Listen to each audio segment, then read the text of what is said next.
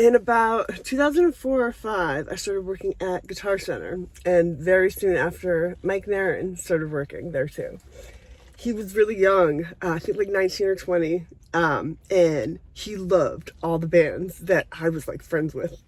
And he used to make me tell him just stories about just, a lot of my friends' bands. He really loves Taking Back Sunday. He loves Fred. and at some point, most of the people that I worked with at Guitar Center, I had to tell them that I had trigger songs that, like, I would be like, hey, if, like, Imagine by John Lennon ever comes on at Guitar Center, I will freak out, and I told Mike Nairn more about it, and also, like, they all kind of knew that, like, I randomly knew Paris Hilton for some reason when I was little, like, everyone that I worked with at Guitar Center. And I told Mike Nairn more about it once, and he said, this sounds familiar. He said, when I was young, I had a friend that I had a band with, and he went to some, like, place like that sounds like yours, in upstate New York. And I was like, no fucking way, what was it called? And he couldn't remember. He never could remember. But he told me about somebody, and I'm not going to say his name because I don't know if he wants me to.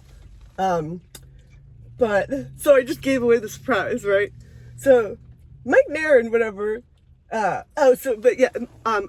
friends with some of the members of Hot Rod Circuit, and Mike Nairn loves Hot Rod Circuit. So when Hot Rod Circuit was playing their last show, I got 2 tickets, and I gave Mike my second ticket to come. And at the end of the show, Andy was actually looking for somebody to play lead.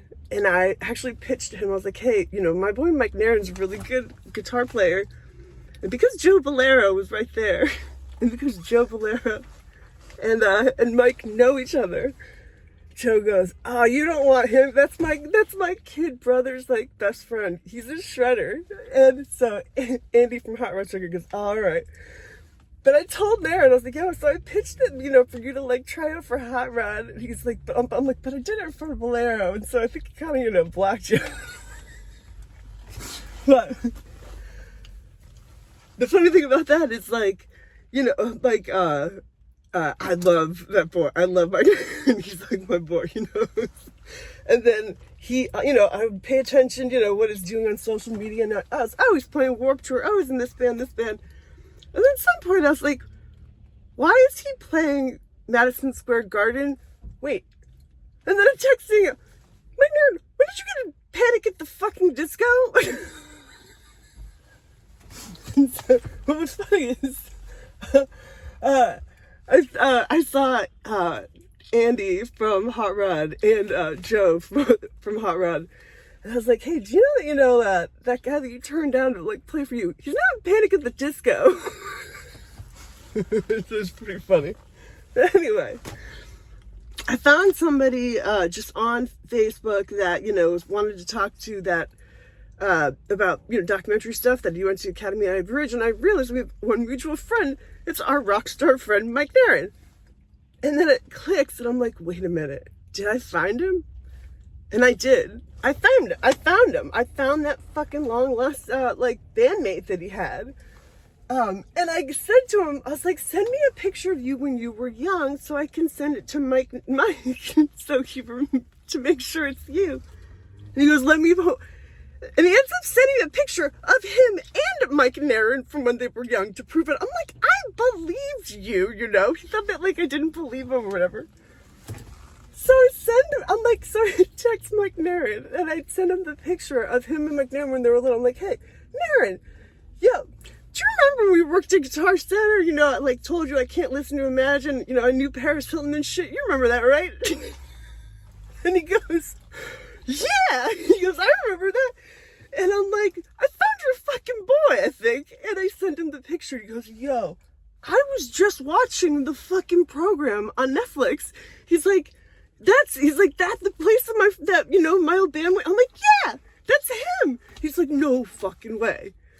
And I I couldn't believe it. Like, we all couldn't believe it. Like, it was, I found fucking my friend's, old bandmate that went to the academy at Ivy Ridge. But it's a little part of the story that I'm hoping to tell.